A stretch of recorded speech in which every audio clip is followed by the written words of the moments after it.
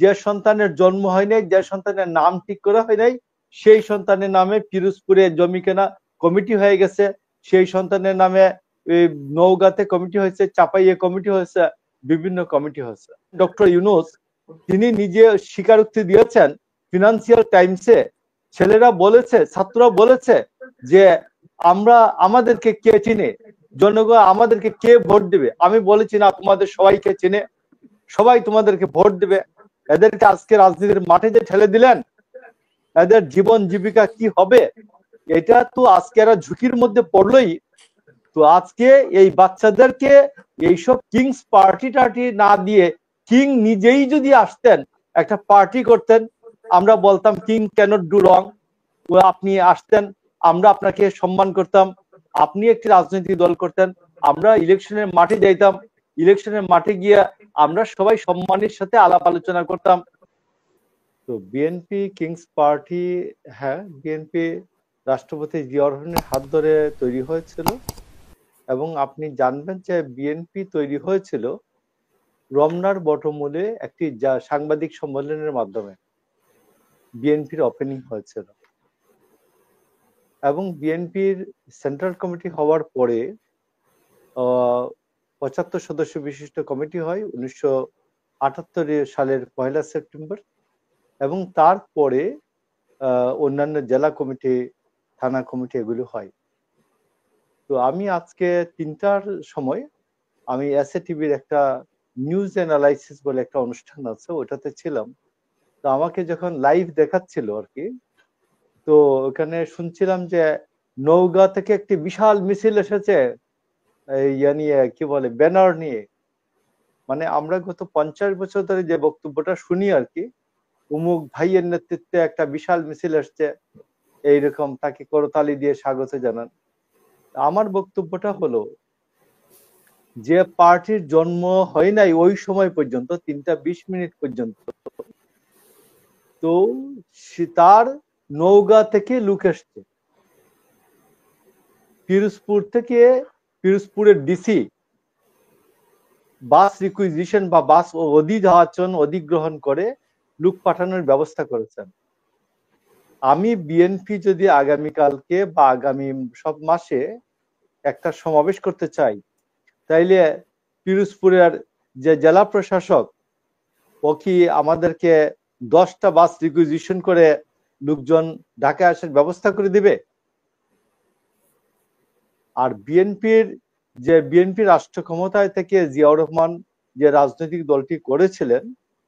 ওই সময়কার প্রেক্ষাপট আর এই সময়ের প্রেক্ষাপট একটু আলাদা। আমি আপনাকে বলছি, যেমন তখন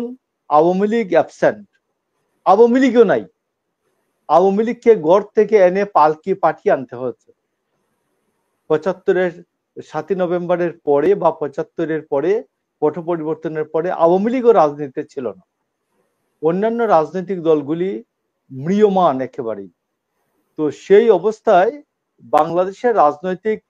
ঐতিহাসিক প্রেক্ষাপটে যে একটি নতুন রাজনৈতিক দল, যে রাষ্ট্রপতি জিয়াউর রহমানের হাতকে শক্তিশালী করবে, এটা প্রয়োজন, একেবারেই সবাই বলছে প্রয়োজন ছিল। আর আজকে যেটা হলো যে গত 5 তারিখের পরে 15টি রাজনৈতিক দল হয়েছে, আজকেরটা নিয়ে 16টি রাজনৈতিক দল হলো। তো আমি মারুফ ভাইয়ের সাথে কথাটা কি আমি আরো একটু ভেঙে চুরে বলি। যেমন ধরুন, এই একটি মগ, এই মগটি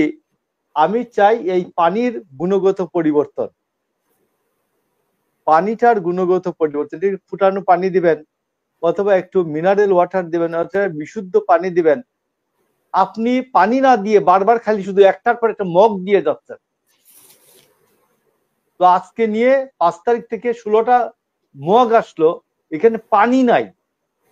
নতুন রাজনৈতিক বন্দোবস্ত, যেটা নিউ পলিটিক্যাল সেটেলমেন্ট, কোন পলিটিক্যাল সেটেলমেন্টের বক্তৃতা নাই এখানে। আপনি দেখবেন যে পাকিস্তান পন্থীদের জায়গা হবে না, ইন্ডিয়া পন্থীদের জায়গা হবে না। তো এগুলো তো বহু পুরানি বাত। পরিবারতন্ত্র থাকবে না, পরিবারতন্ত্রের কবর রচনা করা হয়েছে, এবার নিশ্চিহ্ন করা হবে। কবর তো করতে গিয়ে তো কবর, নিজেদের কবরই নিজেরা, আমি উল্টাপাল্টা বলতে চাই না। তো আমার প্রয়োজন হলো যে একটি নতুন রাজনীতি আপনি দিচ্ছেন একটার পর একটা দল দল মানুষ অনেক দল বাংলাদেশে 100-র উপর দল আছে 54টা না 55টা রাজনৈতিক দল আছে কি বলে ওই রেজিস্ট্রেশন প্রাপ্ত তো আপনি নতুন পলিটিক্সটা কি দিতে চান ওটা পরিষ্কার করেন ওটা তো আপনি পরিষ্কার করতে পারেন নাই তারপরে আপনাকে আমি যেটা বলি যে সেটা হচ্ছে যে একটা বাচ্চার জন্মই হয় নাই এই বাচ্চার নামে জমি কেনা প্রতি জেলায় জমি কেনা কমপ্লিট বাচ্চার নামও ঠিক হয় নাই তো আমাদের সম্পত্তি আইনে কি বলে যে ট্রান্সফার অফ প্রপার্টি অ্যাক্টে টিপিএ তে পড়ানো হয় অজাত সন্তানের নামে সম্পত্তি কেনা তো যে সন্তান জন্ম হয় নাই সেই সন্তানের নামে একটি একটা আইন ছিল আগে আর কি যে সম্পত্তি কেনার এখন এটা আর বিদ্যমান 2004 সালের পরে এটা আর নাই তো এখন আপনি যে সন্তানের জন্ম হয় নাই যে সন্তানের নাম ঠিক করা হয় নাই সেই সন্তানের নামে পিরোজপুরে জমি কেনা কমিটি হয়ে গেছে সেই সন্তানের নামে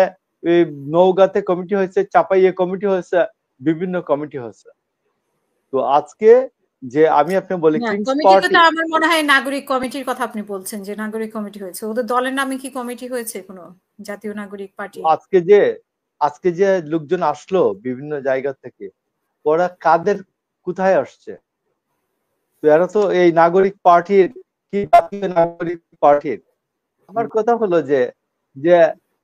এদেরকে যে এই বাচ্চাগুলিকে যে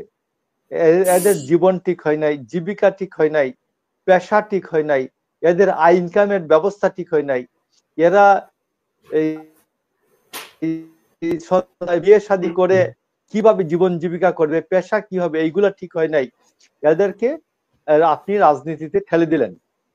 যিনি ঠেলে দিয়েছেন সেটা হচ্ছে যেটা আজ থেকে 3 মাস পরে আরো 2 মাস পরে উচ্চারিত হবে সেটা একটু আগে বলে বিরক্ত হব তো এই বাচ্চাদেরকে যাদের জীবিকা ঠিক হয় নাই যাদের পেশা ঠিক হয় নাই যাদের ভবিষ্যৎ কিভাবে চলবে ব্যক্তিগত জীবন কিভাবে চলবে এটা ঠিক হয় নাই আজকে এদেরকে পাঠিয়ে দেওয়া হলো রাজনীতির মাঠে এই রাজনীতির মাঠে যিনি ঠেলে দিলেন যিনি যাদেরকে ঠেলে দিলেন আমরা 90 সালে আমরা 86 সালের পরীক্ষা তার মনে আছে কিনা আমরা 86 সালের পরীক্ষা 89-এ দিয়েছিলাম 86 সালের অনার্স পরীক্ষা 3 বছর আমাদের সময় অনার্সে আমাদের সেশন জট ছিল লস তো আমরা তখন ছাত্র রাজনীতি শেষ করে আমরা যখন বিশ্ববিদ্যালয়ের বাইরে আসছি আমরা দেখছি জীবন জীবিকা সবকিছু এটা নিয়ে অন্ধকার দেখছি রাস্তাঘাট তো তারপরে উঠে দাঁড়াতে আবার কয়েক বছর লাগছে তারপর রাজনীতি ফিরে আসছে তো আজকে যে ছেলেদেরকে ঠেলে দিলেন ডক্টর ইউনূস তিনি নিজে স্বীকারোক্তি দিয়েছেন ফিনান্সিয়াল টাইমসে ছেলেরা বলেছে ছাত্ররা বলেছে যে আমাদেরকে কে চিনে জনগণ আমাদেরকে কে ভোট দেবে আমি বলেছি না তোমাদের সবাইকে চিনে সবাই তোমাদেরকে ভোট দেবে এদেরকে আজকে রাজনীতির মাঠে যে ঠেলে দিলেন এদের জীবন জীবিকা কি হবে এটা তো আজকে এরা ঝুঁকির মধ্যে পড়লোই আমার বরঞ্চ একটা প্রস্তাব ছিল যে ডক্টর ইউনূস স্যার উনি আমাদের সর্বজন শ্রদ্ধেয় উনি নিজেই তো একটা দল নিয়ে আসতে পারতেন উনার কাছে তো এই প্রধান উপদেষ্টা পদ কোনো কিছুই না এটা উনার কাছে উনি নিজে বরঞ্চ আসতেন এসে উনি যদি জয়ী হতেন প্রধানমন্ত্রীর চেয়ারে বসতে দেশ জাতি উপকৃত হতো উনি যদি অপোজিশনে বসতেন সবাই উনাকে সম্মান করত উনি বরঞ্চ উনার নিজের যে খায়েশ নিজের যে ইচ্ছা অভিলাষ সেটা নিজে না করে এই বাচ্চাদেরকে ঠেলে দিয়েছেন এবং ডিসিদেরকে বলে দিচ্ছেন যে ইয়ে দাও বাংলাদেশে আমি আপনাকে বলি বাংলাদেশে ডিসি কিন্তু কেউ নিয়োগ দিতে পারে না প্রধানমন্ত্রীর কার্যালয় ছাড়া প্রধান উপদেষ্টার কার্যালয় ছাড়া তো ডিসিরা প্রধান উপদেষ্টার কার্যালয়ের ইশারা ছাড়া নড়ে না ডিসিরা মন্ত্রী টন্ত্রী এমপিদেরকে তোয়াক্কাও করে না এই কেয়ার করে না তো আজকে এই বাচ্চাদেরকে এইসব কিংস পার্টি টার্টি না দিয়ে কিং নিজেই যদি আসতেন একটা পার্টি করতেন, আমরা বলতাম কিং ক্যানট ডু রং, আপনি আসতেন, আমরা আপনাকে সম্মান করতাম, আপনি একটি রাজনৈতিক দল করতেন, আমরা ইলেকশনের মাঠে যাইতাম, ইলেকশনের মাঠে গিয়ে আমরা সবাই সম্মানের সাথে আলাপ আলোচনা করতাম, যে আপনাকে স্যার বলেই আমরা সম্বোধন করতাম, যে স্যার যদি পার্টি ইন পজিশন হন ওয়েলকাম, পার্টি যে আমরা যদি উনি অপোজিশন হন তাও দেশ জাতি উপকৃত হইতো। তো উনি নিজে এই কাজটি না করে উনার ইচ্ছা অভিলাষটা উনি করলেন কি বাচ্চাদের উপর চাপাই দিলেন। এই কাজটা ভালো হয় নাই। এর পরিণতি ফাইনাল রেজাল্টটা, শেষ পরিণতিটা ইতিহাস বলবে, দেখা যাক ইতিহাস কি বলে। আমার কাছে আইডিয়া হচ্ছে শেষ পরিণতিটা শুভকর না।